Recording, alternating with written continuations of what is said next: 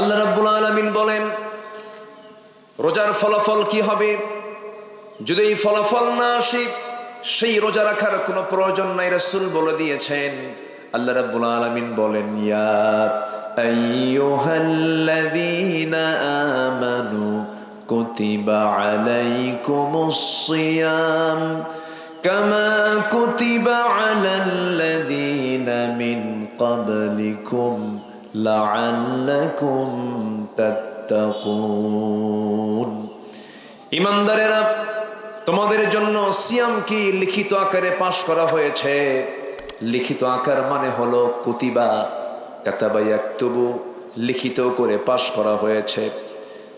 দলিল দু প্রকার, মুখে দলিল, আরেকটা হলো লেখা দলিল। বলুন তো, মুখের দলিল মজবুত হয় না লিখিত দলিল মজবুত হয়? লিখিত দলিলটা মজবুত হয়। আল্লাহ রাব্বুল আলামিন মাহে রমজানের রোজাকে আল্লাহ রাব্বুল আলামিন লিখিত আকারে পাশ করে দিয়েছেন। তোমাদের জন্য লিখিত আকারে রোজাকে আমি ফরজ করে দিয়েছি, পাশ করে দিয়েছি। শুধু তোমার উপরে এটা ফরজ নয়, আগের যারা মানুষ ছিল তাদের উপরে আমি আল্লাহ রাব্বুল আলামিন এটাকে ফরজ করেছিলাম। দাউদ আলাইহিস সালাতু ওয়াস সালাম, তিনি রোজা রাখতেন একদিন পর পর, একদিন রাখতেন একদিন ভাঙতেন, একদিন রাখতেন একদিন ভাঙতেন। একজন মহিলার কথা মনে হয়ে গেল, এসো কোরআনের ছায়া তোলে সমবেত হই, এসো আল্লাহ রাসূলের অনুগত হই। তুল্লাহি ওয়া বারাকাতুহু।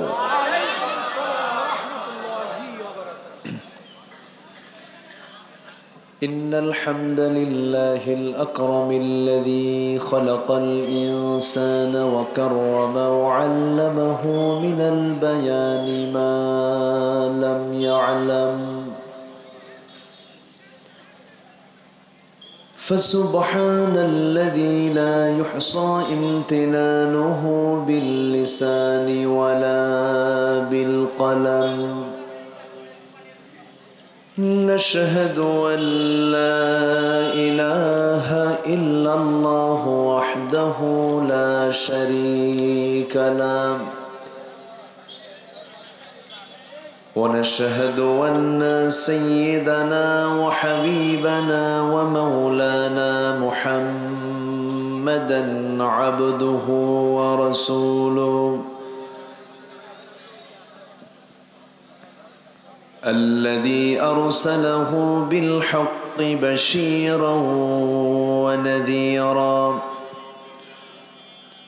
وداعيا إلى الله بإذنه وسراجا منيرا. فقد قال الله تعالى في كلامه المجيد وفرقانه الحميد: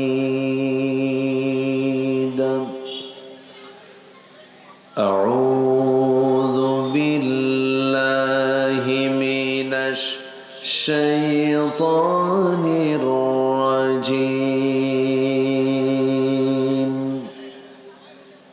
بسم الله الرحمن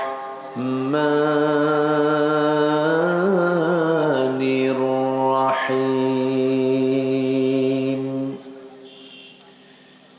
إن الله وملائكته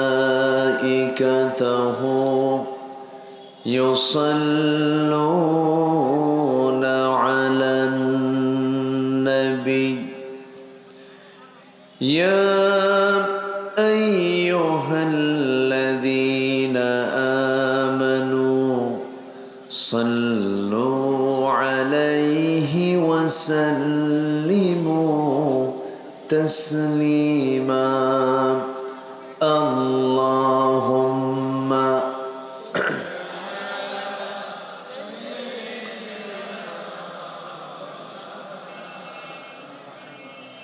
وعلى آل سيدنا.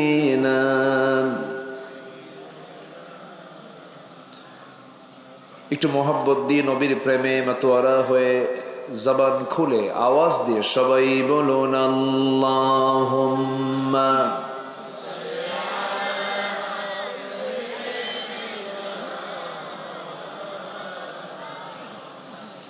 وعلى آل سيدنا সবাই বলুন বালাগাল উলা বিকামালিহি কাশাফাত তুজা বিজামালিহি حسنت جميع خصاله سلوا فونائے پھول تو بلبل کا ترنم بھی نہ ہو چمن دہر میں کلیوں کا تبسم بھی نہ ہو بلغ العلا بکمالہ کشف التجا بجمالہ حسنت جمیع خصالہ صلوا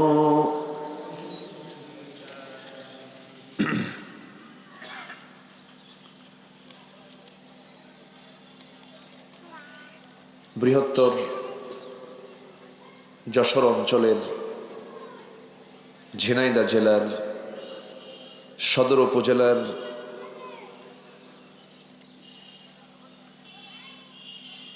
বড় কামারকুণ্ড গ্রামবাসী মাহফিল ইন্তেজামিয়া কমিটি কর্তৃক আয়োজিত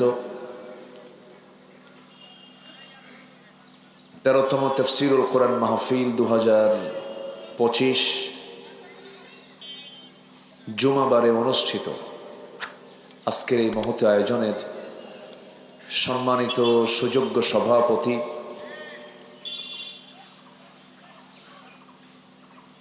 বড় কামারকুণ্ড দক্ষিণ পাড়া জামে মসজিদের সম্মানিত সভাপতি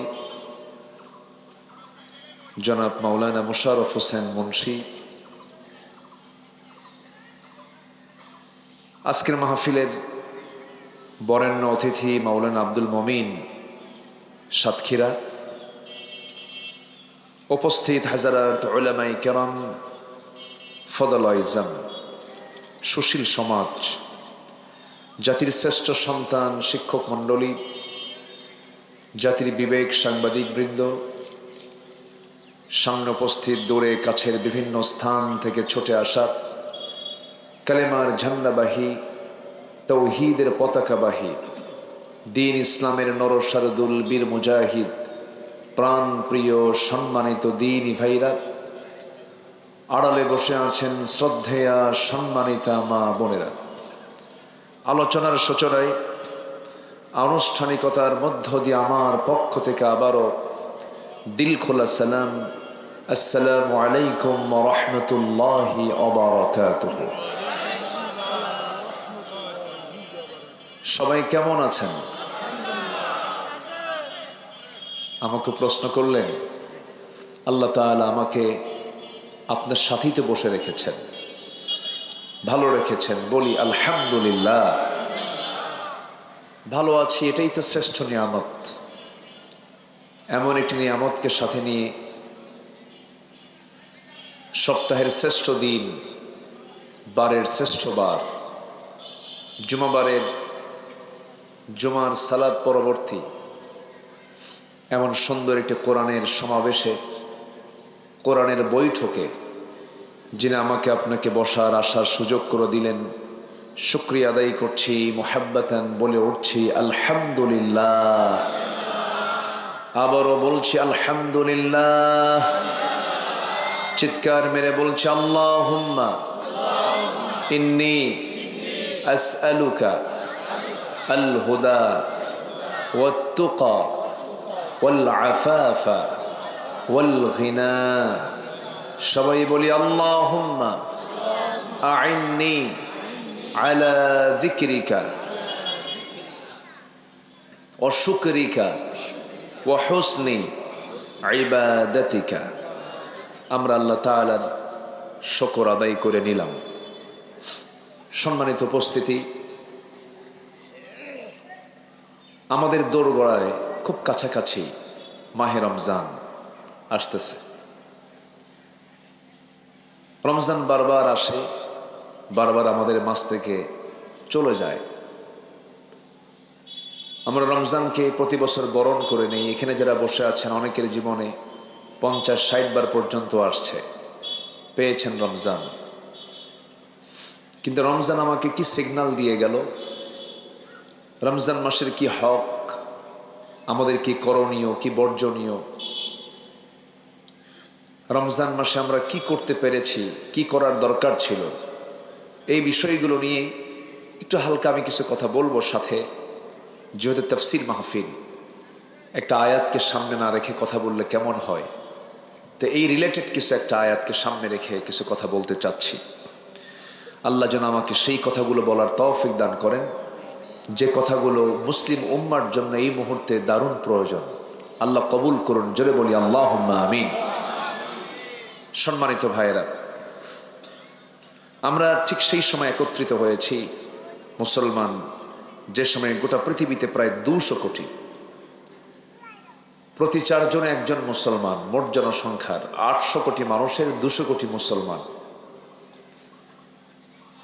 56টি মুসলিম রাষ্ট্র, প্রাকৃতিক খনিজ সম্পদে সমৃদ্ধ ম্যাক্সিমাম মুসলিম অধ্যুষিত অঞ্চল, সব দিক থেকে মুসলমান, সম্পদে সংখ্যায়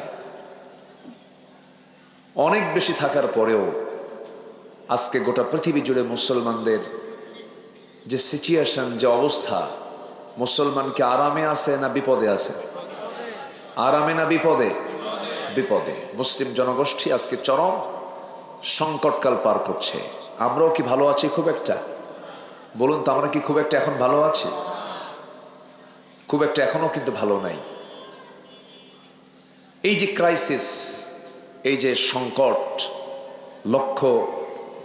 লক্ষ্য করা যাচ্ছে, এই সংকটের যদি কোনো কারণ আমরা খুঁজে বের করতে যাই, প্রথম যে জবাবটা আসবে সেটা হলো আল্লাহ পাক আমাদেরকে চলার জন্য যে বিধানটা দিয়েছেন, এই মহাবিশ্বের চিরবিশ্বে কোরআনে কারীম যে দিয়েছেন, এই কোরআন থেকে মূলত মুসলিম জাতিগোষ্ঠী আজকে কাছে না দূরে? বলেন তো, আসতে বলবেন না, কাছে না দূরে? দূরে চলে গেছে। এটাই হলো মূল কারণ। সামনের এই কজন ভাই, এই কজন আপনারা একটু বসলে তাহলে পিছনের মানুষগুলো একটু বসতে পাবে। হ্যাঁ, একটু বসলে সবাই একটু দেখতে পাবে। এটা বাগান তো, আমি কোনো আগাগোড়া খুঁজে পাচ্ছি না। যে যেদিক থেকে বসে পারছে বসে পড়ছেন, বসুন, আমরা কানটা লাগাই। তো মূল কারণ হচ্ছে, আমরা যদি খতিয়ে দেখতে যাই, অশান্তি, বিপর্যয় যা আমরা দেখতে পাচ্ছি, এগুলোর মূল কারণ হচ্ছে আল্লাহ আমাকে চলার জন্য যে পদ্ধতি দিয়েছেন, যে সিস্টেম দিয়েছেন, যে কানুন দিয়েছেন, যে বিধান দিয়েছেন, সেই বিধান আল কোরআন আল মজিদ থেকে মুসলিম জাতি আজকে কাছে না দূরে? শুধু দূরে না অনেক দূরে? অনেক দূরে। তার প্রমাণ আমি বলি আপনাকে। এখানে আমরা যারা বসে আছি, মন খারাপ করা যাবে না কিন্তু।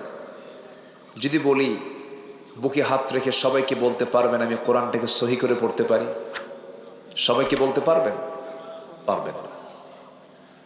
এবং কতটুকু পারবেন, কয়জন পারবেন, এটা কিন্তু ওই যে ভাত সিদ্ধ হয়েছে কিনা এটা চেক করার জন্য কয়টা ভাত চিপতে হয়? একটা। তো গোটা জাতির যে সিচুয়েশন, এই সিচুয়েশনে বলে দেয় যে আমাদের কি দশা। গোটা হোল ওয়ার্ল্ড একই অবস্থা। মুসলমান আজকে প্রকৃত শিক্ষা থেকে, তাহজিব তামাদ্দুন থেকে, নিজস্ব ইসলামের যে সংস্কৃতি আছে এগুলো থেকে অনেক অনেক দূরে চলে গেছে। এই জন্যে মুসলমানদের এই করুণ দুর্দশা সৃষ্টি হয়েছে। আল্লাহ রাব্বুল আলামিন বান্দাকে চলার জন্য এত সুন্দর একটা সংবিধান দিলেন, অথচ গোটা পৃথিবীতে পরিপূর্ণভাবে একটা রাষ্ট্রীয় কোরআনের যে বিধানগুলো, এটা কিন্তু চালু নাই। ভাই আগে তো ভালো ছিল, এই যে মাইকোলা আগে ভালো ছিল, আগে যা ছিল এটাই ভালো ছিল, এটাই রাখেন। এই যে আপনি একটু সরেন তো, হ্যাঁ জি।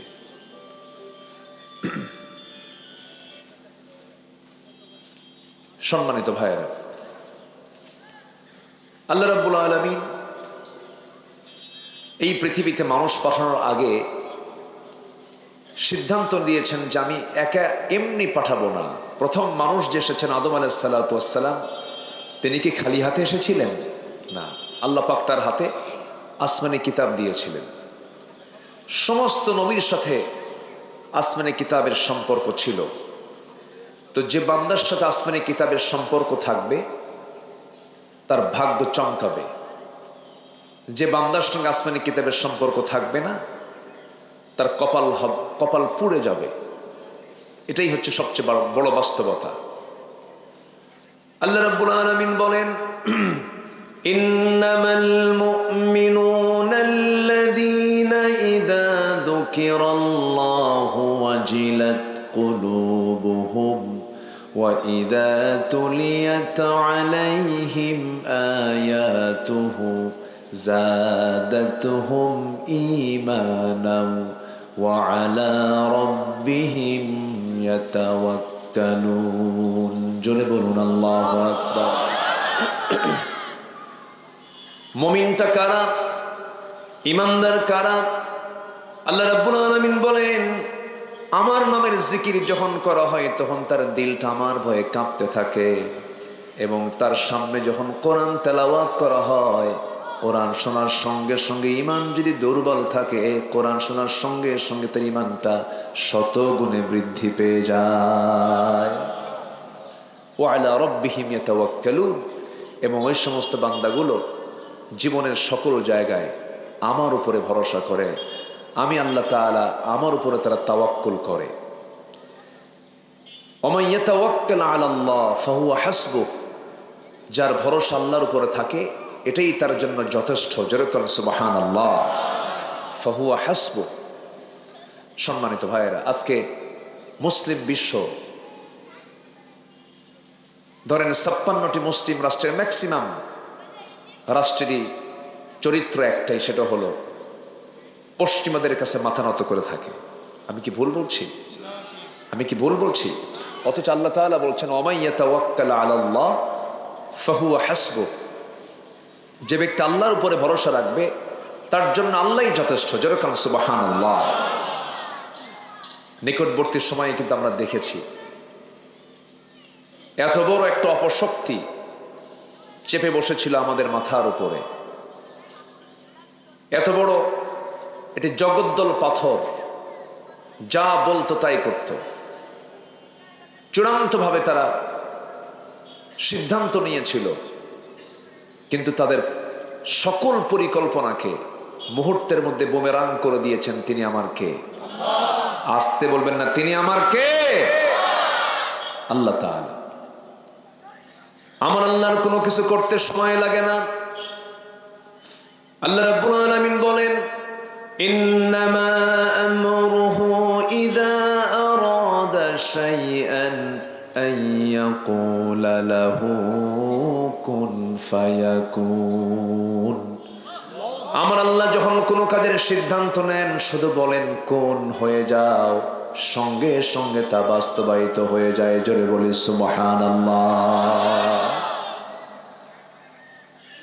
কি ছিল, কি হয়ে গেল, ওরা স্বপ্নেও ভাবে নাই যে এই একটা সিচুয়েশন তৈরি হবে। পালানোর জন্য ভাঙ্গে হেলিকপ্টারে চড়ে আমাকে যেতে হবে, ব্যাগটাও গোছানোর সময় হবে না, দুপুরে ভাতটাও খাওয়া হবে না, এমন চিন্তা কি তারা করেছিল কখনো? কখনো করেনি। সম্মানিত ভাইয়েরা, এজন্য ভরসা কার উপরে করতে হবে বলেন তো? ভরসা কার করতে হবে? রাশা আমাকে বাঁচাবে না, আমেরিকা আমাকে বাঁচাবে না, দিল্লি আমাকে বাঁচাবে না। আমাকে বাঁচাবেন হলো সূর্যের মালিক, আকাশের মালিক, জমিনের মালিক, বাতাসের মালিক, অক্সিজেনের মালিক। আল্লাহু আকবার বলেন। কে বাঁচাবেন?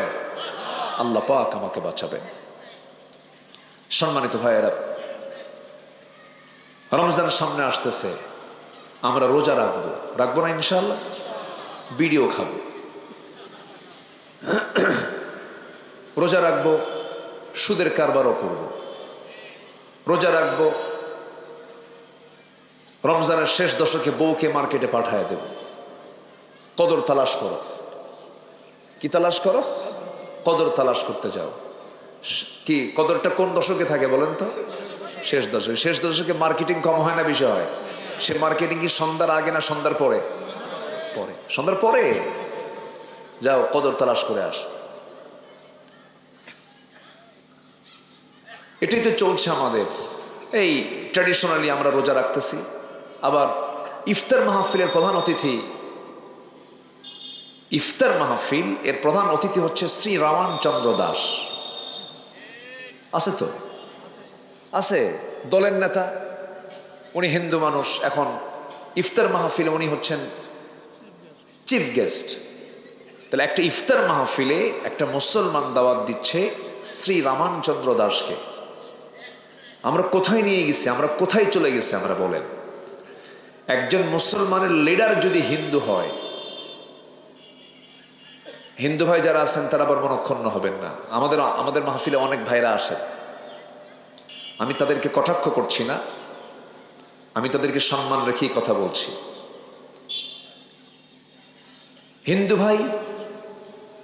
হিন্দু ভাইয়ের জায়গায় থাকবেন, তাদের ধর্ম তারা পালন করবেন, কিন্তু একজন নামাজি ইমানদার মুসলমানের লিডার কখনো মুশরিক হতে পারে না। আসতে বলবেন না, জোরে বলুন ঠিক কিনা?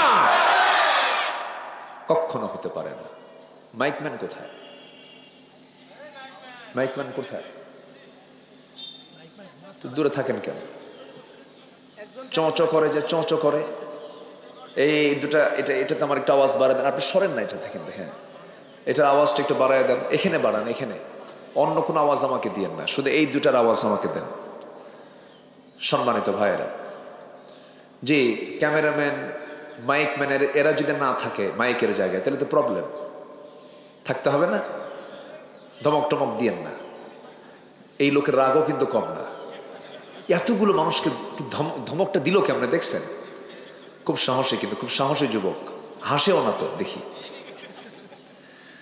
জি, আমার দিকে তাকান। তাহলে আমরা কি বিড়ি খেয়ে রোজা রাখবো? আসতে কয়, বিড়ি খাওয়া রোজা আমরা রাখবো? সেহরি ঠিকই খায়, সারাদিন রোজাও রাখে, সন্ধ্যার সময় ইফতারও করে। বুড়া চাচা করে কি বুড়িকে না বলি? হজ করছে তো বুড়া মানুষ, বুড়িকে না বলি বলে আমি একটু আসি। ত্রিমুখী চৌমোহনীর বাজারে গিয়ে এদিক সেদিক তাকায়, আমারে কেউ দেখে কিনা। দোকানের এক কোনায় ভিতরে যায়, বলে একটা বিড়ি দাও তো, সারাদিন খাই নাই। আছে না নেই বলেন তো? আছে। একটা বিড়ি খাওয়ার পর আবার বলে, ভাই আমার তো জানটা মিটলো না, সারাদিন খাই নাই। যেহেতু সারাদিন খাই নাই, কাজা সহ আদায় করি। আছে না নাই? আচ্ছা, তাহলে কেমন হলো? যে রোজা আপনাকে সামান্য বিড়ি ছাড়াতে পারে না, আপনি হারাম ছাড়বেন কেমনে? আপনি সুদ ছাড়বেন কেমনে? জেনা ছাড়বেন কেমনে? কুফুরি ছাড়বেন কেমনে? আল্লাহ রাব্বুল আলামিন বলেন, রোজার ফলাফল কি হবে? যদি এই ফলাফল না আসে, সেই রোজা রাখার কোনো প্রয়োজন নাই। রাসূল বলে দিয়েছেন। আল্লাহ রাব্বুল আলামিন বলেন, ইয়া আইয়ুহাল্লাযীনা আমানু কুতিবা আলাইকুমুস সিয়াম কামা কুতিবা আলাল্লাযীনা মিন ক্বাবলিকুম লাআল্লাকুম তাত্তাকুন।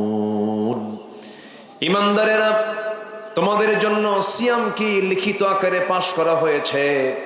লিখিত আকার মানে হলো কুতিবা, কাতাবা ইয়াকতুবু, লিখিত করে পাশ করা হয়েছে। দলিল দু প্রকার, মুখে দলিল, আরেকটা হলো লেখা দলিল। বলুন তো, মুখের দলিল মজবুত হয় না লিখিত দলিল মজবুত হয়? লিখিত দলিলটা মজবুত হয়। আল্লাহ রাব্বুল আলামিন মাহে রমজানের রোজাকে আল্লাহ রাব্বুল আলামিন লিখিত আকারে পাশ করে দিয়েছেন। তোমাদের জন্য লিখিত আকারে রোজাকে আমি ফরজ করে দিয়েছি, পাশ করে দিয়েছি। শুধু তোমার উপরে এটা ফরজ নয়, আগের যারা মানুষ ছিল তাদের উপরে আমি আল্লাহ রাব্বুল আলামিন এটাকে ফরজ করেছিলাম। দাউদ আলাইহিস সালাম তিনি রোজা রাখতেন একদিন পর পর, একদিন রাখতেন একদিন ভাঙতেন, একদিন রাখতেন একদিন ভাঙতেন। একজন মহিলার কথা মনে হয়ে গেল, যে মহিলাকে আল্লাহ রাব্বুল আলামিন একটা সন্তান দান করেছিলেন, কিন্তু তার স্বামীর কোনো পরিচয় ছিল না। এই পৃথিবীতে কোনো স্বামী তার জীবন তিনি আল্লাহ পাক তাকে দান করেন নাই, কোনো পুরুষ তাকে স্পর্শ করে নাই, কিন্তু আল্লাহ রাব্বুল আলামিন তাকে একটা ছেলে সন্তানের মা বানিয়েছিলেন। সেই সন্তানটা আজও বেঁচে আছেন, আসমানে আছেন, আবার তিনি দুনিয়াতে আসবেন। এই সন্তানটা যে মহিলার পেটে জন্ম নিয়েছিলেন সেই মহিলার নাম কি বলুন? মারিয়াম। কোথাকার মারিয়াম বলেন?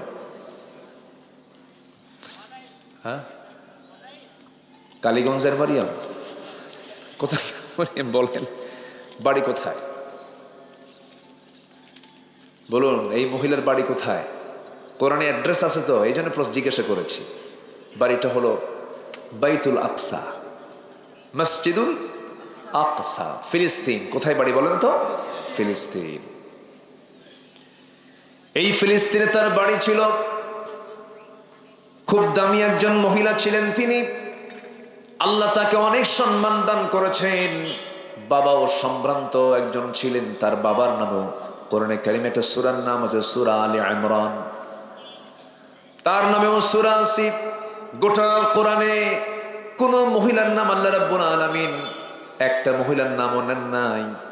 ইমরাতে ফিরাউন বলেছেন, ইমরাতে নূহ বলেছেন, ইমরাতে লূত বলেছেন, কিন্তু আল্লাহ রাব্বুল আলামিন শুধু একজন মহিলার নাম নিয়েছেন, তার নাম হলো মারিয়াম। আল্লাহ রাব্বুল আলামিন এই মহিলাকে অনেক সম্মান দান করেছেন।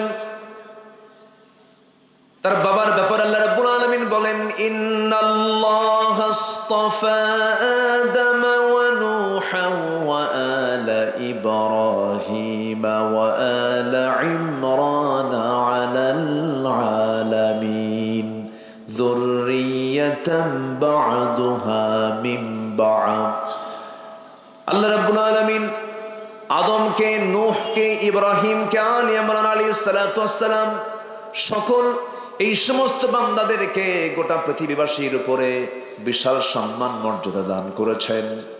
সেই ইমরান কন্যা মারিয়াম আলাইহিস সালাতু ওয়াস সালাম, মারিয়াম আলাইহিস সালাতু ওয়াস সালাম আল্লাহ পাক তাকে এত সম্মান দিয়েছেন যে তাকে নবীর মা বানাবেন।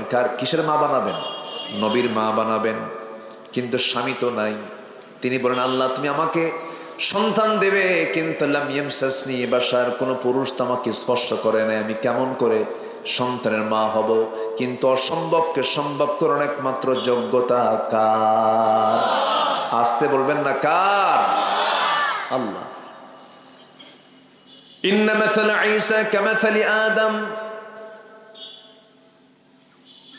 ঈসা আলাইহিস সালামের দৃষ্টান্ত হলো আদমের মতো। কার মতো? আদম আলাইহিস সালামের যেমন পিতার কোনো পরিচয় ছিল না, মায়ের কোনো পরিচয় ছিল না, কিন্তু এই পয়গম্বরের মার পরিচয় ছিল, কিন্তু বাবার কোনো পরিচয় ছিল না। কিন্তু এই সিদ্ধান্তটা কার? আসতে বলবেন না, কার? এই জায়গায় ইহুদিরা, খ্রিস্টানরা, নাসারা যারা, তারা বলছে যেহেতু ঈসার দুনিয়া থেকে তার বাপ না, তার বাপ হচ্ছে আল্লাহ। এখানে তো সমস্যা, তাই না? এখানে কিন্তু একটা প্রবলেম। আমার কথা কি বুঝতে পারছেন সবাই? আমি একটু বলে নেই।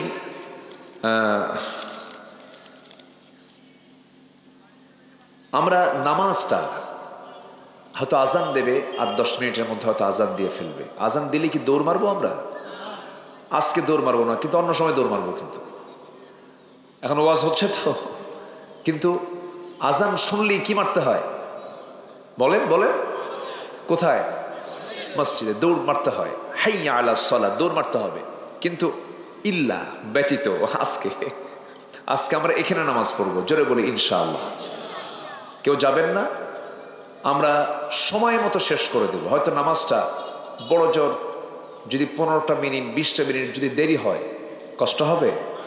আমি একটু আগে উঠতে চেয়েছিলাম, কিন্তু আমি যখন আসি তখন দেখি এখানে 8 থেকে 10 জন মানুষ হবে। নাই বললেই চলে। তো ভাবলাম যে আমি একটু বসি, সবাই আসুক, এরপর আমরা নিরিবিলি উঠব। তো যেহেতু একটু আসতে দেরি হয়েছে, শেষ হতে যদি একটু দেরি হয়, এই ধৈর্য আমাদের থাকবে তো ইনশাআল্লাহ? জোরে বলি ইনশাআল্লাহ। আল্লাহ কবুল করুন, জোরে বলি আমিন। সম্মানিত ভাইয়েরা, মাইকম্যান এখানকার আওয়াজ কিন্তু আমি পাচ্ছি না, এই আওয়াজটা একটু বাড়ায় দেন, আমার কানের আওয়াজটা একটু বাড়ান। সম্মানিত ভাইয়েরা, মারিয়াম আলাইহিস সালাতু ওয়াস সালাম তিনি বলেন আমার কেমনে সম্ভব, আল্লাহ তো তুমি আমাকে সন্তান দিবা, কিন্তু পুরুষ তো আমাকে স্পর্শ করো না, কিন্তু অসম্ভবকে সম্ভব করার যোগ্যতা একমাত্র কার? আল্লাহ তাআলা। আমার বন্ধুগণ, আল্লাহ রাব্বুল আলামিন তাকে সন্তান দিয়ে দিলেন। অনেক লম্বা ব্যাখ্যা ছিল। ফেরেশতা এসে তার মুখ গহ্বরের ভিতরে একটা ফুৎকার মেরে দিলেন, মিন্স বন্ধ হলো, ঋতুস্রাব বন্ধ হলো, সন্তান পেটে চলে আসলো। 2 মাস 3 মাস 4 মাস চলে গেল। ওয়াকাফালাহা জাকারিয়া, জাকারিয়া আলাইহিস সালাতু ওয়াস সালাম তার তত্ত্বাবধায়ক ছিলেন, তার দেখাশোনার দায়িত্ব তিনি পালন করতেন। 4 মাস পরে যখন বাহ্যিক সিমটম যখন প্রকাশ পেয়ে গেল, তিনি সন্তান সম্ভব একজন নারী হয়ে আছেন, কিন্তু স্বামী তো নাই। প্রশ্ন আছে কিনা বলেন? প্রশ্ন তো আসতেই পারে। সবাই মিলে যখন প্রশ্ন করলো, তিনি আল্লাহর নামের কসম করে বললেন, আল্লাহর কসম করে বলছি, আল্লাহ পাক আমাকে পিতৃহীন স্বামী ছাড়া সন্তান আল্লাহ পাক আমাকে দান করেছেন। কেউ বিশ্বাস করলো না, যেমন খ্রিস্টানরা বিশ্বাস করে না। খ্রিস্টানরা কি বলে? وقالت اليهود عزير ابن الله وقالت النصارى المسيح ابن الله ذلك قولهم بأفواههم। ইহুদিরা বলে ওজায়ের হল আল্লাহর ছেলে। নাসারা যারা, খ্রিস্টান যারা, তারা বলে ঈসা হল আল্লাহর ছেলে। জোরে বলুন নাউজুবিল্লাহ। আমরা কি এটা বিশ্বাস করি নাকি? আমরা কি বলি? সবাই বলুন, আওয়াজ দিয়ে বলুন, কুল হুয়াল্লাহু আহাদ আল্লাহুস সামাদ লাম ইয়ালিদ ওয়া লাম ইউলাদ ওয়া লাম ইয়াকুল লাহু কুফুয়ান আহাদ। আল্লাহ এক, আল্লাহ স্বনির্ভর, আল্লাহ কাউকে জন্ম দেন নাই, কারো থেকে জন্ম হয়ে আসেন নাই, তার সমকক্ষ পৃথিবীতে আর দ্বিতীয় কেউ, আসতে বলবে না, দ্বিতীয় কেউ নাই। তাহলে খ্রিস্টানদের আকীদার সাথে, বিশ্বাসের সাথে আমাদের কোনো সম্পর্ক আছে? আত্মীয়তা? আত্মীয়তা নাই, আত্মীয়তা নাই। কে বলছে নাই? আত্মীয়তাও আছে। বিয়াই বাড়ি, বিয়াই বাড়ি। হ্যাঁ, ওরা বলে আমরা ইসলাম মানি, ওরা বলে আমরা ইসলাম মানি। ওয়ালা তানকিহুল মুশরিকাত হাত্তা ইউমিননা। কোন মুশরিকা নারীকে তোমরা বিয়ে করো না। কার হুকুম? আসতে বলবেন না, কার হুকুম? তাহলে আপনি যদি কোনো খ্রিস্টানকে বিয়ে করতে চান, তাহলে এই বিশ্বাস থেকে বের হয়ে আসতে হবে যে ঈসা আল্লাহর ছেলে নন। কি ঠিক কিনা বলেন? এই বিশ্বাস থেকে বের হয়ে আসতে হবে। এটিকে ছোটখাটো কোনো অপবাদ না, অনেক বড় অপবাদ। বলেন তো কার বিরুদ্ধে? আসতে বলবেন না, কার বিরুদ্ধে? আল্লাহর বিরুদ্ধে। তাহলে এত বড় অপবাদ যারা দিচ্ছে, আপনি তাকে বিয়ে করলেন, সে যদি মুসলমান হয়ে আসে কোনো প্রবলেম নাই, নো প্রবলেম, ভালো। কিন্তু আপনার বউ খ্রিস্টান, আপনি মুসলমান, বউ খ্রিস্টান থাকবে, স্বামী মুসলমান থাকবে, কি হবে বলেন তো? বাচ্চা কি হবে? কি যেন কইলো আমার, আমি বুঝিনি। ও ক্রস, হ্যাঁ ক্রস। দেখবেন ঘোড়া আর গাধার মিলনে, ঘোড়া আর গাধা এগুলো কিন্তু দেখতে প্রায় সাইজ একই, তো এক ধরনের দেখা যায়, কিন্তু ঘোড়া আর গাধার মিলনে যে বাচ্চাটা হয় ওটার নাম হলো খচ্চর। কি নাম? কি নাম? খচ্চর। খচ্চরও কিন্তু একটা, এই গাধা ঘোড়া খচ্চর একই, কিন্তু ওই গাধার ঘোড়ার যে মিলন হয়, এই মিলনে যে বাচ্চাটা হয় এটা হয় খচ্চর। বাংলার জমিনে কোন খচ্চরদের নেতৃত্বে বাংলার জমিনে বাঁচতে মুসলমান হতে দেব না আমরা। রাজি আছেন কারা কারা? হাত উঁচু করে দেখান মুসলমান।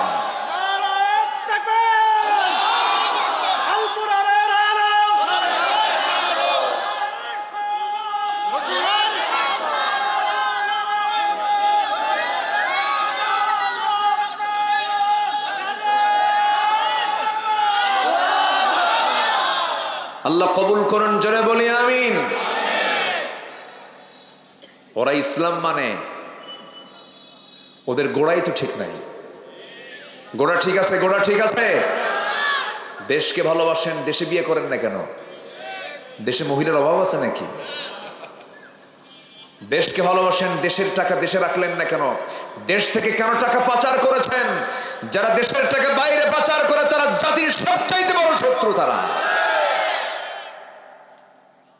জাতি এখন সব বোঝে। কি ঠিক আছে না? ঠিক আছে না? আমরা পাহারা দেব, আমাদের সাহায্য করবেন কে? আমাদের সাহায্য করবেন কে? আল্লাহ সাহায্য করবেন। প্রথম একটা মানুষের দাম হচ্ছে ইমানের উপরে। তার ইমান কতটুকু এর আগে দেখবেন। তার ইমান নিয়ে কি করে এটা আগে দেখবেন আগে। যে নেতৃত্বে ইমান নাই সে নেতৃত্বে মানবো কেন আমি? আজান দিচ্ছে মনে হয় না? আচ্ছা, আজানটা শেষ হোক।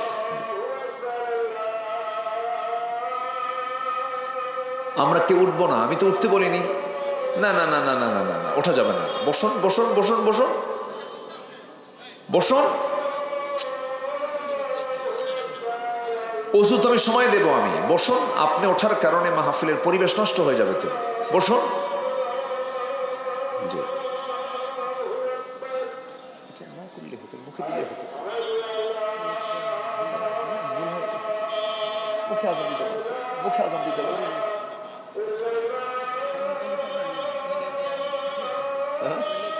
তারপরে হয় না।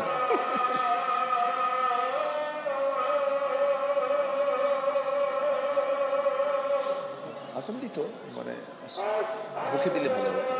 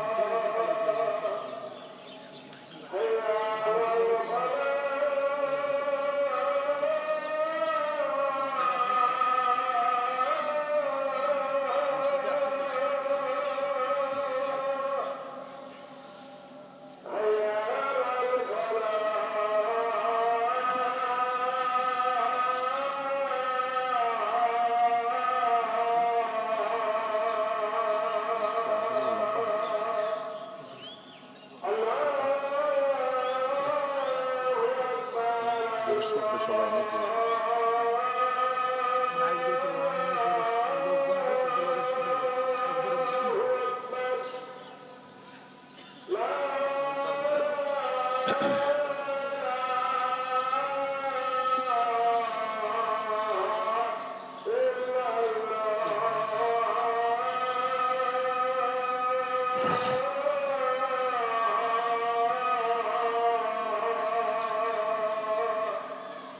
اللهم رب هذه الدعوة التامة والصلاة القائمة। জি, আজান হলো। আমরা নামাজ পড়বো, জোরে বলি ইনশাআল্লাহ। ইকো দরকার নেই, ইকো কমান। তো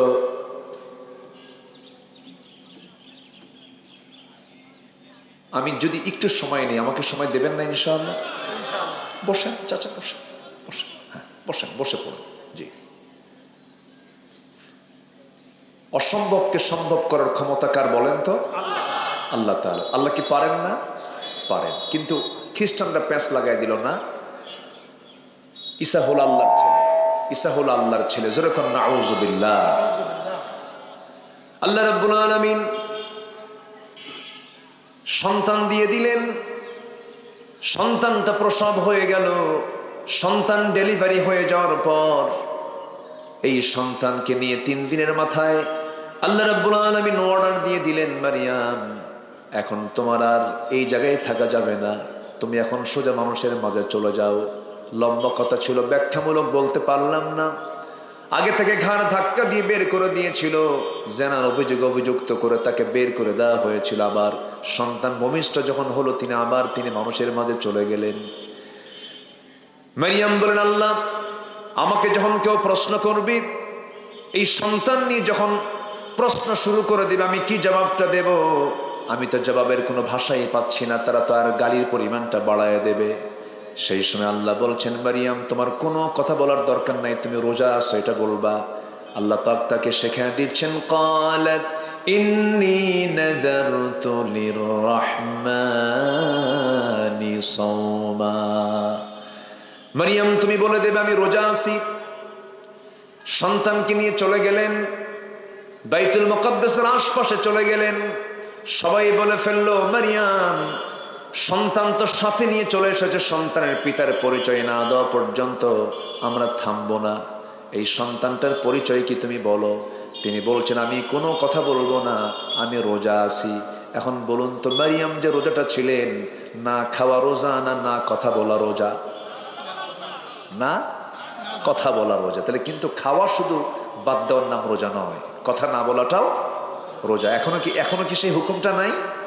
এখনো আছে। সব কথা বলা যাবে না, কিন্তু রোজা ছাড়া বলা যাবে। হ্যাঁ,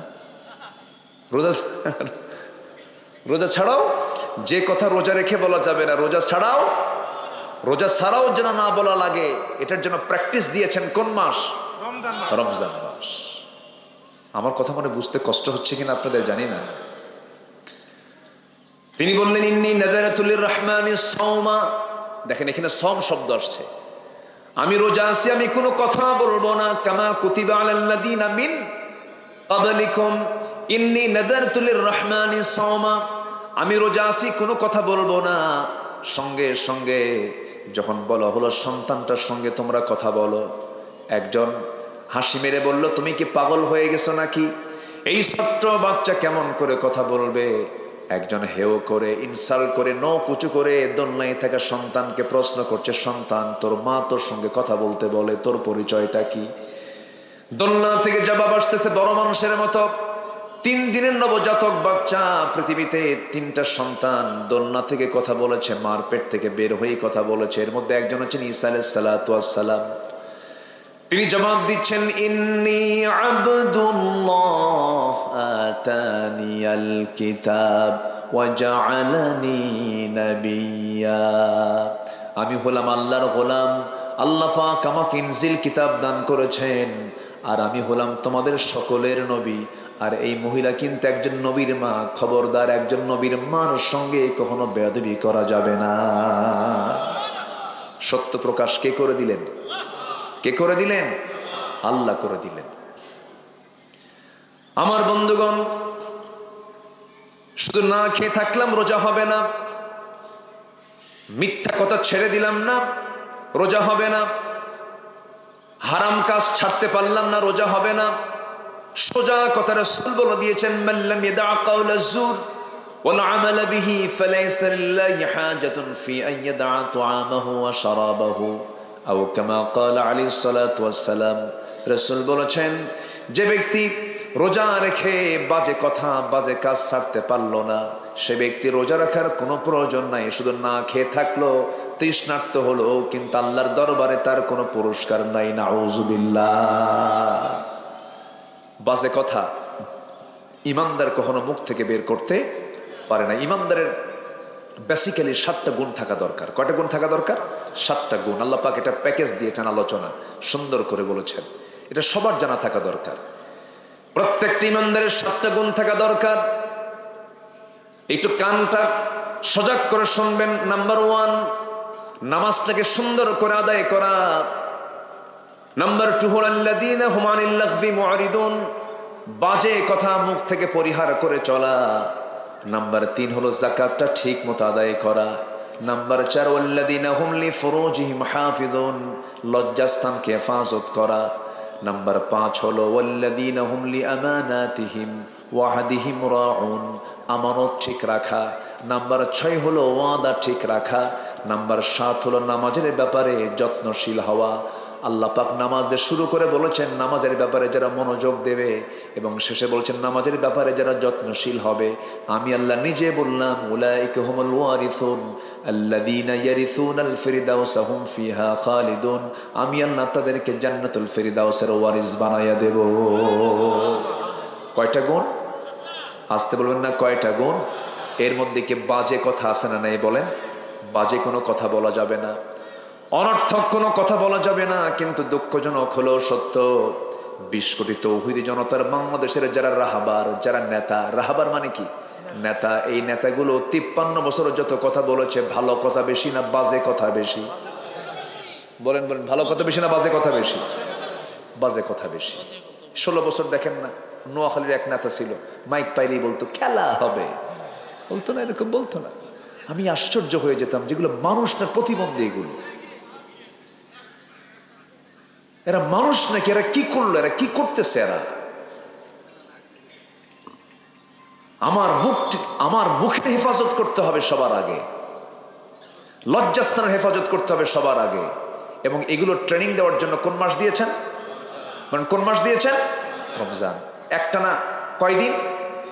30 দিন। 30 দিন যদি একই অভ্যাস চালায়া যায়, আল্লাহ একদিনে তো যাবে না, 2 দিনে যাবে না, 3 দিনে যাবে না, কন্টিনিউ একটা মানুষ যদি 30 দিন মিথ্যা কথা না বলে, আমি তো রোজা আছি, আমি তো মিথ্যা কথা বলবো না, আমি তো রোজা আছি, আমি তো জেনার কাছে যেতে পারবো না, আমি তো রোজা আছি, আমি তো মিথ্যা ওয়াদা করতে পারবো না, আমি তো রোজা আছি, আমি তো ওয়াদা ভঙ্গ করতে পারবো না।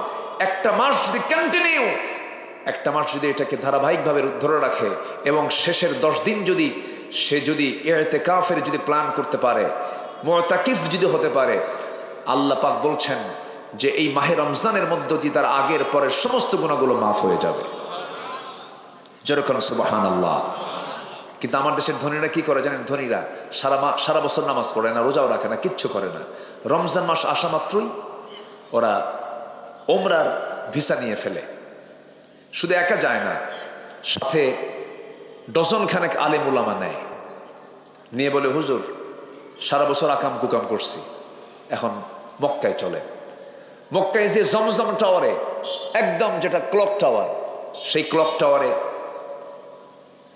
হোটেল বুকিং দিয়ে দেয়। ওখান থেকে কাবা দেখা যায়। হাতের তসবি আর পাঞ্জাবি আর দাড়ি রাখা দেখে মনে হয় জিব্রাইল মনে হয় আকাশ থেকে কেবল নাজিল হলো। সারা বছর কিন্তু নামাজ পড়ে নাই। এই দৃশ্যগুলো দেখি তো, হুজুরদের নিয়ে চলে গেল। এই একটা মাস এক ওয়াক্ত নামাজ জামাত ছাড়া হয় না, এবং তারা আবার অঙ্ক করে, ধনী মানুষ তো হিসাব করে, সারা বছর নামাজ পড়ি না, এখানে এক ওয়াক্ত নামাজ পড়লে পরে 1 লক্ষ রাকাতের সওয়াব পাওয়া যায়। যোগ টানে, বুঝলেন না? কি টানে? যোগ টানে। যোগ টেনে 27 দিনে দেখে 1000 রাতের চাইতে উত্তম, আলফু শাহর, 1000 রাতের চাইতে উত্তম। এই সব হিসাব কইরা 27 রাত্রে যে হুজুরগুলো ভাড়া নিয়ে গেছে, বলছে হুজুর এমন দোয়া দিবেন, দোয়ার ঠেলায় যেন চোখের পানি বের হয়, এবং চোখের পানি বের হলেই তো জান্নাত পেয়ে যাব, গুনাহ মাফ হয়ে যাবে। এক ঠেলায় যেন জান্নাত পার হয়ে জাহান্নামে যাই। যা তুই জাহান্নামে। কি কথা কি বুঝতেছেন আপনারা? হ্যাঁ, ইটি করে চলে আসলো, ওমরা টমরা করে ইতিকাফ করে দেশে এসে ঈদের দিন বিকেল বেলা রাতের আড্ডায় বসে 3-4 বোতল একসঙ্গে মেরে দিয়ে 3 দিন অজ্ঞান। আছে এরকম লোক? আছে? আসতে বলবেন না, আছে না নাই? এটার নাম রমজান না। রমজান হলো জীবনকে সংশোধন করে নেওয়ার মাস। আমরা অনেকে রমজানের ইতিহাস জানি না। রমজান হলো বিজয়ের মাস, রমজান হলো শহীদের মাস, রমজান মাস হলো জিহাদের মাস, রমজান মাস হলো সবচেয়ে বড় বিজয় এসেছে রমজান মাসেই। বদর যুদ্ধ হয়েছে রমজানে, মক্কা বিজয় হয়েছে রমজানে, 14 জন সাহাবী শহীদ হয়েছেন কোন মাসে বলেন? রমজানে।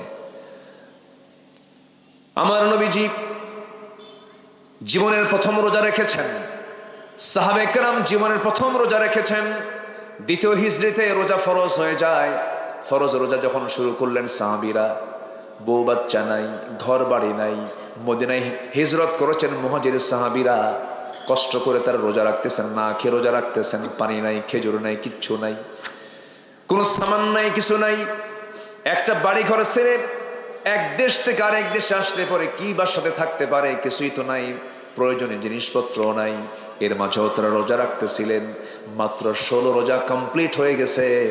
এমন সময় আল্লাহর পক্ষ থেকে ওহী নাযিল হলো, হে রাসূল, সাহাবায়ে কেরামকে জিহাদের জন্য উদ্বুদ্ধ করুন। জিহাদের ডাক চলে আসছে, যুদ্ধে যেতে হবে। আমার নবীজির কানে সংবাদ চলে এলো, মদিনার ইহুদিরা, মদিনার কারা? ইহুদিরা সব এক জায়গায় হয়েছে, বনু নাজির, বনু কুরাইজা সব এক জায়গায় করে প্যাঁচ লাগায় দিয়া কুরাইশদেরকে নিয়ে চলে আসছে বদর প্রান্তর পর্যন্ত। যুদ্ধ লাগায়া দেওয়া হলো। 1000 সৈন্য নিয়ে আবু জেহেল, উতবা, সাইবা, মুগিরা সব কাট্টা কাট্টা কাফেররা সব বদর প্রান্তর হাজির হয়ে গেছে। লোহিত সাগর ঘেসে ঘেসে 3.5 মাইল অতিক্রম করে তারা চলে আসছে। নবীর কানে যখন এমন সংবাদ চলে এলো, নবীজি বললেন, সাহাবীরা, 1000 অস্ত্রে শস্ত্রে সজ্জিত কুরাইশ বাহিনী সব চলে আসছে। তোমরা কি যুদ্ধের জন্য প্রস্তুতি নেবে নাকি? দিন কি বিজয়ী করার দরকার প্রয়োজন মনে করো নাকি? সাহাবীরা আমার নবীর সামনে লাব্বাইক ইয়া রাসূলুল্লাহ বলেই বলে উঠলেন, ইয়া রাসূলুল্লাহ, আমরা রোজাও আছি, রোজাও রাখবো, আমরা জিহাদও করবো। জোরে কোন সুবহানাল্লাহ। অজুহাত দিলেন না, কি দিলেন না? অজুহাত বললেন না যে হুজুর রোজা রাখাও একটা হুকুম, আর এই রোজা রেখে আবার কি বলে জিহাদে যাব, এটা কেমনে সম্ভব? বলেন, হুজুর চিন্তা করবেন না, রোজাও আসি, রোজাও রাখবো, জিহাদেও যাব। আল্লাহু আকবার বলেন। আমার নবীজি বললেন, না রে না সাহাবী, জিহাদের ময়দানে যেতে হলে শক্তির প্রয়োজন, শক্তি সঞ্চয় করতে হবে, তরবারি হাতে নিতে হবে, বাতিলদের মোকাবেলা করতে হবে। রোজাটা ভেঙ্গে ফেলে দাও। সাহাবীরা কেউ রোজা ভাঙ্গে না। আমার নবীজি হাতে আগে পানি নিলেন সবার সামনে। যখন তিনি দিনের বেলা যখন রোজা ভাঙলেন, সাহাবীরা কি আর রোজা রাখতে পারেন নাকি? সব সাহাবী রোজা ভেঙ্গে ফেলেন। এখন একটা প্রশ্ন করবো আপনাকে, বলুন তো, রোজা রাখাও ফরজ, রোজা রাখা ফরজ না? কিন্তু এই ফরজটাকে ভাঙ্গা হলো কোন ফরজ কায়েমের জন্য বলেন? জিহাদ। বলেন কি বলেন? বলেন বলেন বলেন বলেন বলেন কি বলেন? জিহাদ। অনেকে জিহাদকে একটু অবহেলার চোখে দেখে। হ্যাঁ, অবহেলার চোখে সেই দেখে ও যার মধ্যে মুনাফিকি আছে। দেখেন না, ফতুয়া দেয় আমাদের দেশে কিছু কিছু মুফতি, কিয়ামত পর্যন্ত হরতাল হারাম। মানে ও কোনো মারামারির মধ্যে নাই। এই যে বাচ্চারা, আমার ছাত্ররা, আমাদের সন্তানরা যে আন্দোলনটা করলো, শুধু কি হরতাল হয়েছে না, এর বড় কিছু হয়েছে? কত হ্যাঁ, এত কিছু করলো ওরা, কি দেখায় দিল জাতিকে ওরা। আমাদের চক্ষু শীতল করেছে ওরা, বুলেটটা বুকে ধারণ করেছে। এত ত্যাগ, এত কোরবানি, অবশ্যই এটার জন্য পুরস্কার আমার আল্লাহর আদালতে যদি ঈমান থাকে, আছে না নাই বলেন তো? আসতে বলবেন না, আছে না নাই? আছে। একটা ছেলেকে মেরে ফেলা হলো, ছেলের মাকে বলা হলো, আপনার ছেলেটা তো মারা গেছে। বাবা, সে আজকের দিনে রোজা ছিল। কি ছিল? রোজা ছিল। ওই যে ট্যাঙ্ক থেকে যখন তাকে ফেলে দেওয়া হলো, দেখছেন কিনা ওই দৃশ্য? দেখছেন কিনা? ওই ছেলেটার মুখে দাড়ি, ছেলেটা রোজাদার ছিল। রংপুরের আবু সাইদ, আমি তার বাড়িতে গিয়েছি, সে আমার ভক্ত ছিল, আমার আলোচনা শুনেছে। জাফর পাড়ার পাশে তার বাড়ি, রংপুরের পীরগঞ্জে বাড়ি। তার মাকে, তার মাও চিনে আমাকে। তার মা বাবার সামনে গিয়ে বসলাম, বললাম, আপনার ছেলেটা কেমন ছিল? আপনার ওয়াজ শুনতো সে, ইংলিশ ডিপার্টমেন্টে পড়তো একটা ইউনিভার্সিটিতে। সচেতন ছেলে, সে তাহকিক করে করে ইবাদত করতো, তাহকিক করতো যে এটা আমি কেন পালন করব, স্টাডি করতো, এরপরে সে ইবাদত করতো। তার বক্তব্য ছিল যে স্বৈরাচারের পক্ষ অবলম্বন করার মুনাফিক থাকা একই জিনিস। জীবন দিয়ে দিয়েছে।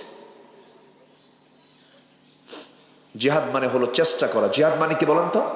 চেষ্টা করা। সেই চেষ্টাটা জীবন দিয়েও হতে পারে, জীবন দিয়েও হতে পারে। এটার নাম হলো জিহাদ। কার পথে? আসতে বলবেন না, কার পথে? যারা রাস্তায় নামে তারা কি সবাই মরে? সবাইকে মরে, কিন্তু জিহাদের দাম পাবে না? জিহাদের মর্যাদা পাবে না? পাবে। শহীদের মর্যাদা পাবে কিনা বলেন? তাও পাবে, যদি তার মধ্যে তামান্না থাকে। তার মৌত যদি বিছানাও হয়, শাহাদাতের তামান্না থাকলে সে শহীদের দরজা পেয়ে যাবে। আল্লাহু আকবার বলে। আমার বন্ধুগণ, আমার নবী যে সাহাবে কেরামকে বললেন চলো রোজা ভেঙ্গে ফেলো, রোজা ভেঙ্গে ফেলা হলো। সব রোজা ভেঙ্গে ফেলে দিলেন। ইন কুনতুম মারদা আও আলা সাফারিন ফাইদ্দাতুম মিন আইয়ামিন উখর। অসুস্থ হয়েছ, রোজা রাখলে তোমার আর আল্লাহ গুনাহ দেবে। কথা বোঝেন নাই? অসুস্থ তুমি রোজা আছো কেন? আল্লাহ তো রোজার জন্য, অসুস্থতার জন্য তো আল্লাহ রুখসত দিয়ে দিয়েছেন। অসুস্থ থেকে তুমি জানো যে আমি যদি ইনসুলিন না নিয়ে মরে যাব, আমি বেকায়দায় পড়ে যাবে, অসুস্থ হয়ে পড়বো। ইনসুলিন না নিলে আমার জ্বর বড় বেকায়দা হয়ে যায়। আল্লাহ ভরসা রোজা আছি। আল্লাহ তা বলেন নাই ওয়ালা তুলকু বিআইদিকুম ইলা তাহলুকা, নিজকে ধ্বংসের দিকে ঠেলে দিতে মানা করেছেন কে? তাহলে অসুস্থর জন্য কোন রোজা আসতে কয়? যার ওষুধ দুপুরবেলা কম্পালসারি খেতে হবে, ওষুধ দুপুরবেলা, তার রোজা রাখা কি সওয়াবের কাম হবে না গুনার কাম হবে? গুনার কাম হবে। আমরা অনেকে জানি না তো। আছে এরকম, আছে না? আছে না। সুস্থের জন্য রোজা। কিসের জন্য রোজা বলেন তো? সুস্থের জন্য রোজা। দুধ খাওয়া ভালো। দুধ খেলে হাড় তৈরি হয়, বুকের শক্তি বাড়ে। যে ডায়রিয়া রোগী বলেন, তার দুধ খাওয়া কি কম? হ্যাঁ, তার দুধ খাওয়া যাবে বলেন তো? যে শুধু ডায়রিয়া মানে তার মানে খেলে আনাকুম জানাকুম আনাকুম জানাকুম, ও দুধ খেলে কি কাম হবে বলেন তো? কাম হবে না। রোজা তো সবার জন্য না, রোজা হলো সুস্থের জন্য। আমার কথা কি বুঝতেছেন আপনারা? আমার নবীজি রোজা ভেঙ্গে ফেলে দিলেন। সাহাবে কেরামকে নিয়ে জিহাদের ময়দানে রওনা দিবেন। 311 জন হয়েছে, মোটে 311 জন। এই 311 জন নিয়ে যখন রওনা দিবেন আমার নবীজি এমন সময় বলেন, সাহাবীরা তরবারি নাই, ঘোড়া নাই, সংখ্যা তো খুব কম হয়ে গেল। এমন সময় মদিনার রাস্তা থেকে একজন মহিলা আসতেছে, ছোট্ট বাচ্চা নিয়ে, 1.5 বছর বয়স। 1.5 বছরের ছোট্ট শিশু নিয়ে রাসূলের সামনে এসে বলছে, হুজুর আমার স্বামী নাই, মারা গেছে। আমার বড় কোনো ছেলে নাই, সেও বড় কোনো ছেলের সন্তান আমার নাই, আমার বড় কোনো ভাইও নাই। এই যুদ্ধের ময়দানে যোদ্ধার সংখ্যা কম, আমি এখন কি করতে পারি হুজুর? এই যে 1.5 বছরের সন্তানটা আমার আছে, এই সন্তানটা আপনার হাতে দিয়ে দিলাম, আপনাকে ঢাল বানাইয়া নিয়ে। যেরকম সুবহানাল্লাহ, কি আবেগ কাজ করেছে তাদের মধ্যে। আমার নবীজি সন্তানটাকে কোলের মধ্যে নিলেন, সন্তানটাকে কোলের মধ্যে নিয়ে আদর করলেন। আদর করে বলছেন, ও মহিলা চিন্তা করো না, আল্লাহ তোমার নিয়তকে কবুল করে নিয়েছেন। সন্তানটা নিয়ে যাও, এই সন্তানটা আমি ঢাল বানাতে পারবো না, যাও নিয়ে যাও। নবীজি আমার দারুণ খুশি হয়ে গেলেন মহিলার উপরে। ছোট্ট 2টা বাচ্চা নবীর সামনে আসলেন, এসে বলছে, হুজুর সৈন্য সংখ্যা নাকি কম হয়েছে, দেখুন তো আমাদের কাজে লাগানো যায় নাকি? মুআজ তার নাম। রাসূল বলছেন, না হবে না, তোমাদের কোনো ফিটনেস নাই, ছোট্ট মানুষ তরবারি ধরতে পারবা না। বড়জন বলে, হুজুর সৈন্য সংখ্যা যেহেতু কম, অন্তত একজনকে নেন, তাও সংখ্যা একটু বাড়ুক। সুবহানাল্লাহ বলেন। আমার নবীজি বললেন, কেন কি হয়েছে? কোর চাইতে আমার শক্তি একটু বেশি। ছোটজন বলে, হুজুর ও যদি যুদ্ধের অনুমতি পায় আমার অনুমতি দিতে হবে, কারণ ও লম্বায় শুধু বড় আছে কিন্তু গায়ের শক্তি আমার বেশি। আমার নবীজি খুব খুশি হলেন, দুজনকে পারমিশন দিয়ে দিলেন। দুজন যুদ্ধে যাবে। রাসূল বলেন, তোমরা যুদ্ধে কেন যাচ্ছ? সঙ্গে সঙ্গে বলতেছে, যুদ্ধে যাচ্ছি কারো বিরুদ্ধে লড়াই করার জন্য নয়। কার বিরুদ্ধে? আবু জেহেলের বিরুদ্ধে। যেরকম সুবহানাল্লাহ। কোন মাসের ঘটনা বলেন? কোন মাসের ঘটনা? কোন মাসের ঘটনা বলেন? এগুলো সব কোন মাসে হয়েছে? রমজান। ডিসেম্বরকে আমরা বিজয়ের মাস মনে করি, মার্চ মাসকে আমরা স্বাধীনতার মাস বলি। এই দেশের স্বাধীনতা, এই দেশের বিজয় ডিসেম্বর, মার্চ, ঠিক আছে, ভালো কথা। কিন্তু ইসলামের যে বিজয় হয়েছে সেই বিজয়ের মাসের নাম কি বলো, জোরে বলেন, কি বিজয়ের মাসের নাম কি? রমজান। আল্লাহ রাব্বুল আলামিন রাসূলকে অর্ডার দিলেন, যুদ্ধে চলে গেলেন। এই ছোট্ট দুইটা বাচ্চাও চলে গেছে যুদ্ধের ময়দানে, যুদ্ধ লেগে গেছে। এমন সময় যুদ্ধ লাগবে ভাব, বদর প্রান্তরে আল্লাহ পাক আমাকে বহুবার নিয়েছেন, আমি গিয়েছি। সোহাদাই বদর, সোহাদাই উহুদ আল্লাহ পাক আমাকে একাধিকবার দেখিয়ে দিয়েছেন। সোহাদাই উহুদের পাশেই বড় বড় বালুর পাহাড়, শুধু বালু দিয়ে পাহাড়। সেই পাহাড়ের পাদদেশে সাহাবীরা দাঁড়িয়ে দাঁড়িয়ে আছেন, হাঁটু পর্যন্ত পা গেড়ে গেছে। সাহাবীরা বলছেন, হুজুর একে তো পেটে কোনো খাবার নাই, শরীরটা দুর্বল, রোজা রেখে রেখে শরীরটা দুর্বল হয়ে গেছে, আমরা হাঁটতে পারছি না, বালুর মধ্যে পা ঢুকে যাচ্ছে, আপনি একটু দোয়া করুন। আমার নবীজি হাত উঁচু করে আকাশের দিকে তাকালেন, দোয়া করলেন। আকাশে খণ্ড মেঘ জমা হয়ে গেল, বৃষ্টি নাজিল হলো। বৃষ্টি নাজিল হলে পরে বালুর জায়গাটা নরম হয় না, শক্ত হয়, শক্ত হয়ে গেল। আল্লাহর সাহায্য চলে আসলো। ওয়ালাকাদ নাসারাকুমুল্লাহু বিবাদরিন ওয়া আনতুম আযিল্লাহ। আল্লাহর সাহায্য চলে আসলো, যুদ্ধ শুরু হয়ে যাবে।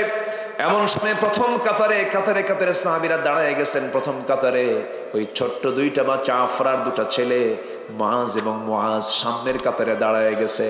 দাঁড়ায় এক সাহাবীকে ডাক দিয়ে বলে, ও ইবনে মাসউদ চাচা, আবু জেহেল কই? সাহাবী বলে, আবু জেহেল দিয়ে কি করবা? আমরা কারো বিরুদ্ধে যুদ্ধ করতে আসি নাই, আজকে আবু জেহেলকে দুনিয়া থেকে বিদায় করার জন্য আসছি, কারণ এই আবু জেহেল নাকি রাসূলকে খুব কষ্ট দিয়েছে। নবীর প্রেম দেখছেন? যেরকম সুবহানাল্লাহ। দেখা দিলেন সেই সাহাবী ওই যে ঘোড়ার পিঠে বসে আছে দূরে, চতুর্দিকে তাকে সৈন্যবাহিনী পাহারা দিচ্ছে, কুরাইশরা তাকে পাহারা দিচ্ছে। বলতে দেরি হয়েছে, যেতে দেরি হয় নাই। সিরাত গ্রন্থে এসেছে, দৌড় মেরে চলে গেছে। আবু জেহেলের দুই পাশে দুজন দাঁড়ায় গেছে, কেউ টের পায় না, কারণ ছোট মানুষ তো, ছোট মানুষের দিকে কিন্তু খেয়াল থাকে না। ছোট্ট বাচ্চা দুইজন ছোট্ট তরবারি নিয়ে পজিশন নিয়ে দাঁড়ায় গেছে। ঘোড়ার পিঠে দুই পাশে দুই পা ছেড়ে দিয়ে আবু জেহেল স্বাধীনভাবে বসে আছে।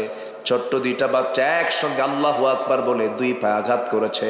সজোরে যখন আঘাত করেছে, ইতিহাস বলে ওই যে আবু জেহেল উঠে ঘোড়ার পিঠ থেকে ধরাশয়ী হয়ে জমিনে পড়ে গেছে। মৃত্যু পর্যন্ত কোমর সোজা করে আবু জেহেল আর কখনো দাঁড়াতে পারে নাই। যেরকম আল্লাহু আকবার। কিন্তু এইদিকে ফলাফল কি হলো? বড় ভাইকে ধরে ফেলেছে কাফেররা। পিছন থেকে এসে তার ডান হাতে মেরে দিয়েছে তরবারি। এক আঘাতে হাতটা নেমে পড়ে গেছে, চামড়ার সঙ্গে জ্বলতেছে। তরবারি ঝনঝন করে পড়ে গেল। বাম হাতে তরবারি হাতের মধ্যে তুলে নিলেন, যুদ্ধ চালাচ্ছেন। বারবার ঝুলন্ত হাতটা চামড়ার সঙ্গে ঝুলন্ত হাতটা সে বাম হাতে ধাক্কা খায়, ডিস্টার্ব হচ্ছে তরবারি চালাতে। চট করে বাম পায়ের নিচে ডান হাতটা রেখে এত জোরে টান মারলেন, হাত ছিটকে পড়ে গেল। বাম হাতে যুদ্ধ চালালেন, বাম হাতে আরেকটা কাফের এসে বাম হাতও কেটে ফেলে দিল, তরবারি ঝনঝন করে পড়ে গেল। কেমন করে যুদ্ধ করবেন? দুটো হাতি তো নাই, মস্তকটা ছিটকে পড়ে গেল। গোটা পৃথিবীর রোজাদারকে জানিয়ে দিলেন, ও রোজাদার দুনিয়ার মুসলমান, রমজান মাসে রোজা ভেঙ্গে দিন কায়েমের জন্য হাসি মুখে আল্লাহর পথে এমন করে জীবনটা দিয়ে দিতে হয়। সুবহানাল্লাহ। সব কোন মাসে? বলেন কোন মাসে? রমজান মাসে। আমার নবীজি বললেন, সাহাবীরা শোনো, আজকের এই যুদ্ধের দিন এমন একটা যুদ্ধ, যে যুদ্ধ হলো ভাই ভাইয়ের যুদ্ধ, বাবা সন্তান যুদ্ধ, জামাই শ্বশুর যুদ্ধ, বংশ বংশ যুদ্ধ, পরিবার পরিবার যুদ্ধ। তোমরা কি যুদ্ধ করতে পারবে নাকি? সাহাবীরা বললেন, ইয়া রাসূলুল্লাহ, আল্লাহর কসম করে বলছি, আজকে যুদ্ধের ময়দানে আমরা কোনো ব্যক্তির দিকে তাকাবো না, আমরা তাকাবো যারা এই যুদ্ধের ময়দানে আসছে তারা হচ্ছে আল্লাহর দুশমন, নবীর দুশমন। সে আমার ভাই হোক, বাবা হোক, আপনি চিন্তা করবেন না ইয়া রাসূলুল্লাহ, আমরা শত্রু মনে করে তাদের বিরুদ্ধে লড়াই করবো। যেরকম আল্লাহু আকবার। উবাইদ ইবনুল জাররাহ রাদিয়াল্লাহু তাআলা আনহু যুদ্ধের ময়দানে দাঁড়ানো, সামনে তাকায় দেখেন তার বাপ তরবারি নিয়ে দাঁড়ায় আসছে রাসূলের বিরুদ্ধে যুদ্ধ করার জন্য। ভিতরে একটু দয়া হলো, আহারে বাবার কোলে মানুষ হয়েছে, মারবো কেমনে, তরবারি গোটায় নিয়ে তিনি ব্যাক করছেন। এমন সময় মনে হলো, আহারে যদি বাপ মনে করে নবীর দুশমনকে যদি আজকে হাতছাড়া করে ফেলে, কিয়ামতের দিন মুনাফিকের কাতারে দাঁড় হতে হবে। এই চিন্তা মাথায় নিয়ে আবার তিনি তরবারিটা মুক্ত করলেন, ইউ টার্ন করে বাবার দিকে সিংহের মতো গর্জন দিয়ে আগায় গেলেন। বাবার মস্তক বরাবর তরবারি হাঁকায় দিয়া শিরকের প্রতীক মনে করে দুনিয়া থেকে বিদায় করে দিলেন। একজন সাহাবী তার নিজের বাপকে মেরে ফেললেন একমাত্র কার জন্য? কার জন্য? কার জন্য? কোন মাসে? কোন মাসে? রমজান মাসে। আর আমরা রমজান মাসে বিড়ি ছাড়তে পারি না। আমরা চেঞ্জ হব না ইনশাআল্লাহ? আমরা চেঞ্জ হব না? এই জমিন আল্লাহর দিন কায়েম হোক, সবাই চান না? দিন বিজয় হয়েছে কোন মাসে? কোন মাসে? রমজান মাসে। আমরা এই চেতনাকে লালন করব। সব দেখা শেষ। কেউ দেশ শাসন করেছে 25 বছর, কেউ 16 বছর, কেউ 9 বছর, কেয়ারটেকার গভর্নমেন্টটা কয়েক বছর। কেউ আমার আপনার মুক্তির জন্য কোনো চিন্তা করে নাই। একটা ন্যূনতম নামাজের বিধানটা পর্যন্ত তারা সংসদে পাশ করেনি। জাহান্নাম থেকে বাঁচার জন্য 1 নম্বর কাজ হলো নামাজ পড়া। সে নামাজের আইনটা পর্যন্ত তারা নিয়ে আসে নাই। অতএব সব সরকার দেখা শেষ। আগামীর সরকার দেখতে চাই আমরা নামাজের সরকার। আগামী সরকার দেখতে চাই আমরা কোরআনের সরকার। আগামী সরকার দেখতে চাই আমরা ইসলামের সরকার। রাতে আছেন কারা কারা? হাত উঁচু করে দেখান মুসলমান।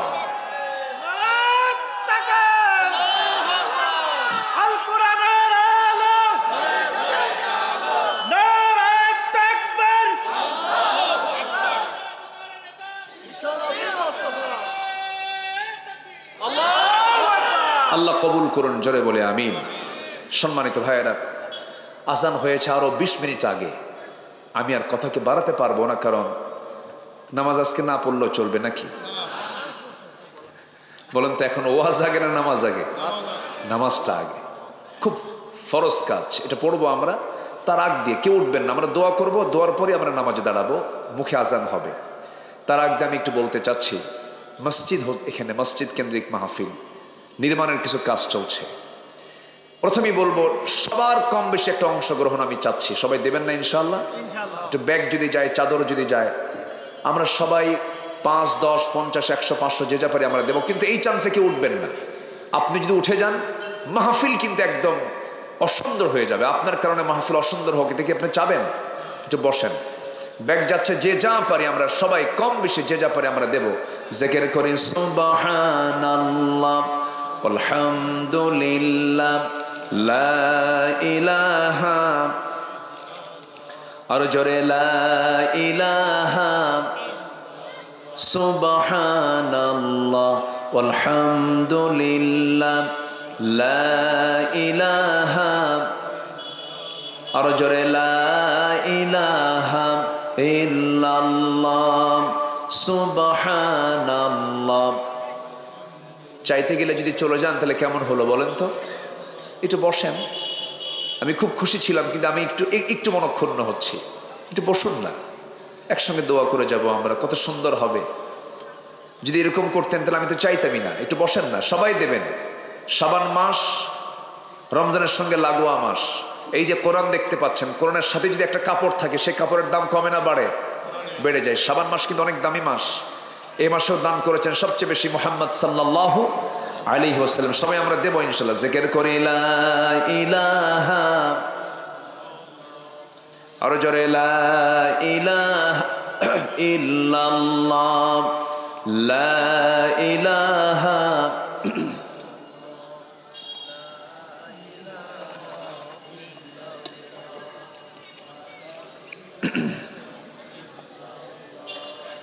লা ইলাহা ইল্লাল্লাহ সুবহানাল্লাহ আলহামদুলিল্লাহ, আর জোরে লা ইলাহা লা ইলাহা ইল্লাল্লাহ মুহাম্মাদুর রাসূলুল্লাহ সাল্লাল্লাহু আলাইহি ওয়াসাল্লাম। মা বোনরা কি মাহফিল আসছে? মা বোনদের ভিতর থেকে যে যা পারেন নিয়ত করবেন, আগে সবাই দিবেন। আল্লাহ তুমি দিল থেকে সবাইকে দেওয়ার তৌফিক দাও, জোরে বলি আমিন। এই আশাবাদ কামনা করছি। আমরা সোজা এখন দোয়ার দিকে যাব। একটু নামাজের মতো করে যারা আসি বসে, একটু দিলটা আল্লাহর দিকে রুজু করে বিনয়ী হয়ে আমরা আল্লাহর কাছে চাবো, আল্লাহ যেন আমাদের গুনাহগুলোকে মাফ করে দেন। যে আল্লাহ তুমি সবার দানকে তুমি আল্লাহ কবুল করো, জোরে বলি আল্লাহুম্মা আমিন। মাহফিল কমিটির সকল আয়োজনকে তুমি আল্লাহ মেহেরবানি করে দয়া করে কবুল আর মঞ্জুর করো না, জোরে বলি আল্লাহুম্মা আমিন। সবাই বলি সুবহানাকা আল্লাহুম্মা ওয়া বিহামদিকা আশহাদু আল্লা ইলাহা ইল্লা আনতা আস্তাগফিরুকা ওয়া আতুবু ইলাইকা। চিৎকার মেরে বলি ইয়া আল্লাহ, আমার জীবনের সাগীরা কাবীরা, ছোট বড় সব গুনাহ তুমি আল্লাহ মাফ করে দাও, জোরে বলুন ইয়া রাব্বাল আলামিন। আসুন আমরা দোয়া করি, নামাজ পড়বো না ইনশাআল্লাহ সাথে। জি আপনি দোয়া করে দেন, আপনারা কেউ দোয়া করেন। আল্লাহুম্মা আমিন। রব্বানা যালামনা আনফুসানা ওয়া ইল্লাম তাগফির লানা ওয়া তারহামনা লানাকুনান্না মিনাল খাসিরিন। মিষ্টি বিকেল গধূলি বেলা জুমার দিনে মিষ্টি বিকেলে তোমার কালাম থেকে কিছু কথা বলেছি, সে শান্তে সে কাঙ্গাল ভিখারির মতো দুটো হাত পেতেছি। আল্লাহ গুনার দিকে নজর দিও না, বান্দা মনে করে তামাম জিন্দেগির গুনাহগুলোকে মাফ করে দাও। জনম দুঃখিনী মা, জনম দুঃখী বাপজান যারা দুনিয়া থেকে বিদায় নিয়েছেন, জিন্দেগির গুনাহগুলো মাফ করে দাও, কবরগুলোকে জান্নাতের বাগিচা বানায়া দাও। রব্বিরহামহুমা কামা রব্বায়ানি সগীরা, রব্বিরহামহুমা কামা রব্বায়ানি সগীরা। আয় আল্লাহ তাআলা, এমন ভাই আমার সঙ্গে হাত তুলতে পারেন যিনি নিজের হাতে নিজের মাকে দাফন করেছেন, নিজের বাবার লাশ নিজের পিঠে বহন করে কবর পর্যন্ত নিয়ে চলে গেছেন।